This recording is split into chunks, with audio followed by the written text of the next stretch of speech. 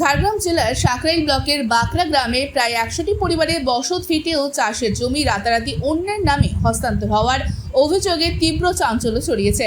গ্রামবাসীরা অভিযোগ করেছেন সুজিত কুমার নামে এক জমির দালাল এই জালিয়াতির সঙ্গে জড়িত। তার পাশাপাশি Mac engineering industries limited, ecospace deal trade private limited সহ আরও কয়েকজন এই কারচুপির কাজে যুক্ত বলে দাবি করেছেন তারা। গ্রামবাসীদের বক্তব্য, যেসব জমিতে তারা বহু বছর ধরে বসবাস ও চাষাবাদ করে আসছেন, সেই জমি নকল স্বাক্ষর ও কারচুপি করে অন্যের নামে হস্তান্তর করা হয়েছে। কোথাও কোথাও জমির মালিককে মৃত দেখিয়ে দলিল সম্পন্ন করার অভিযোগও উঠেছে। এই ঘটনায় গ্রামে আতঙ্ক ছড়িয়ে পড়েছে এবং পরিবারগুলির মধ্যে নিরাপত্তাহীনতা তৈরি হয়েছে। রাতের ঘুম উড়ে গেছে বাসিন্দাদের। শুক্রবার অধিকাংশ গ্রামবাসী সাঁকরাইল ব্লকের বিএলআরও অফিসে উপস্থিত হয়ে লিখিত অভিযোগ জমা দেন। তাদের দাবি, দ্রুত প্রশাসনের হস্তক্ষেপ জরুরি, যাতে তাদের জমি রক্ষা পায়। বিষয়টি নিয়ে সাঁকরাইল ব্লকের বিএলআরও অসিত দোলাই বলেন, অভিযোগ খতিয়ে দেখা হচ্ছে। গ্রামবাসীরা লিখিত অভিযোগ জমা দিয়েছেন, এখনও কোনো দলিল হাতে আসেনি। আমরা তদন্ত করছি এবং প্রয়োজনীয় ব্যবস্থা নেওয়া হবে। গ্রামে আতঙ্ক ও ক্ষোভের পরিবেশ থাকায় প্রশাসনের দ্রুত পদক্ষেপ নেওয়ার দাবিতে সরব হয়েছেন গ্রামবাসীরা। এই ঘটনার পর জমির মালিকানা নিয়ে আইনি লড়াই তীব্র হওয়ার সম্ভাবনা তৈরি হয়েছে।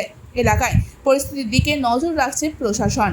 এখন আমরা কি করবো? রোড অবরোধ করবো? আমরা আবার কোথাও যেতে পারবো না। খেটে খাওয়া মানুষ আমরা কি যেতে পারবো? থরি আমাদের চাই রোড কাটে আমি একবার ছেদ করে নেবো। এবার যা হবে, যত বড় আইন অফিসার আসবে আমাকে করবে। আমি জানতেই পারলাম না, আমার জায়গা চলে গেল, তাহলে আমি এটা রোড করতে পারবো না। আমি কেউ না থাকলে আমি একলাই রোড ঘেরবো। আজকে আমাদের এখানে মানে কি হচ্ছে, সেই জমি কিছু দালালদের ইয়েতে সব বিক্রি হয়ে যাচ্ছে।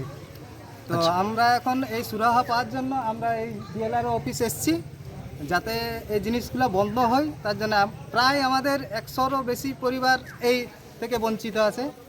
মানে অটোমেটিক হয়ে যাচ্ছে, কাগজ হয়ে যাচ্ছে। আমার ধরুন কালকে রেকর্ড হয়েছে, মানে করেছে। তা আমি পরশুদিন অবধি ঠিক দেখলাম, কালকে দেখছি, মানে আজকেও হয়তো চলছে এইসব কাজ। আরও কেউ জীবিত আছে, তাকে মৃত অবস্থায় দেখা দিচ্ছে, মানে কাগজপত্রে দেখাচ্ছে। এটা কারা করছে? হ্যাঁ, এগুলো ওই দালাল চক্র। আমার নামে জমি যেটা ছিল সেটা আমাকে মৃত দেখিয়ে সুজিত কুঙ্গার নামের ব্যক্তি কোম্পানির নামে বিক্রি করে দিয়েছে। সেটা আমার কাছে কোনো নোটিশও আসেনি, কিছু বুঝতেও পারিনি। কিন্তু আমি যখন বাংলা ভূমি সাইডে গিয়ে চেক করি, তখন দেখা যাচ্ছে যে আমি 30/8 তারিখে বিক্রি করেছি কোম্পানির নামে জায়গা। সেটার যখন নথিপত্র আমি যাই খুঁজতে, তখন আমাকে মৃত দেখিয়ে ভুয়া একটা জাল মানে দলিল তৈরি করেছে, যেখানে আমাকে মৃত দেখানো হয়েছে, দিয়ে আমার জমিটি কোম্পানির নামে বিক্রি করা হয়েছে। এটা দেখবেন আপনি, মানে কি বলবো, সর্বত্রই একই জিনিস।